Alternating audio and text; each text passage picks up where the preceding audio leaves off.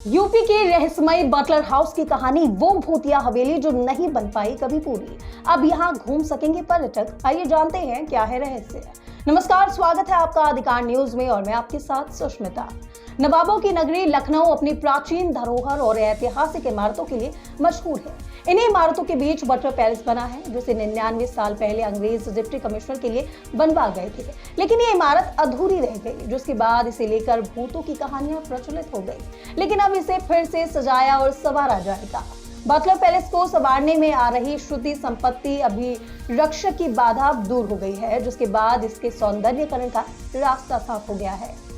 Lucknow commissioner रोशन Jacob ने विकास प्राधिकरण को जल्द से जल्द बटलर पैलेस का काम शुरू कराने का निर्देश दिया है। इसके तहत करीब 3 करोड़ की लागत से इस पैलेस का पुनः निर्माण किया जाएगा। यहाँ बैडमिंटन, टेबल टेनिस जैसी गतिविधियां भी होंगी। इसके साथ बनी झील का भी सौंदर्यीकरण होगा, जिसमें लोग बोटिंग कर सकेंगे। बटलर पैलेस लखनऊ की प्रमुख धरोहर में से एक है, जिसकी नींव 1907 में अंग्रेज डिप्टी कमिश्नर बने हाईकोर्ट बटलर ने रखी थी। उन्हीं के नाम पर इसका नाम बटलर पैलेस रखा गया था। हाईकोर्ट बटलर ने महल की नींव तो रखी, लेकिन इसका निर्माण पूरा नहीं हो सका। कहते हैं कि महल को बनवाने के लिए जंगल काटा गया था, जहां आत्माएं रहती थी। इसके बाद साल 1915 में राजा महमूदाबाद ने फिर इसकी मरम्मत करवाई, लेकिन इसी बीच गोमती नदी में बाढ़ आ गई, जिसके बाद महल का एक हिस्सा टूट गया, जिससे काफी नुकसान हुआ और उन्होंने भी बीच में ही इसके निर्माण को रोक दिया।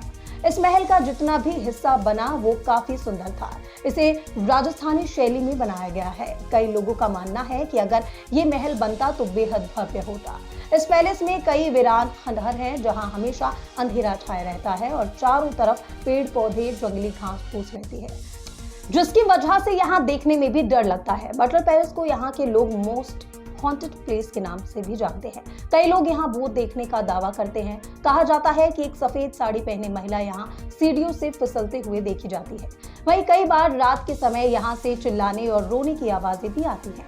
इसी वजह से लोग यहाँ गुजरने से भी डरते हैं। लेकिन अब सौंदर्यीकरण के काम के बाद यहाँ पर्यटक घूमने आ सकेंगे। फिलहाल इस अपडेट के साथ मेरे साथ बस इतना ही, और ऐसी ताजा तरीन खबरों और अपडेट से जुड़े रहने के लिए बने रहें मेरे साथ। देखते रहें अधिकार न्यूज।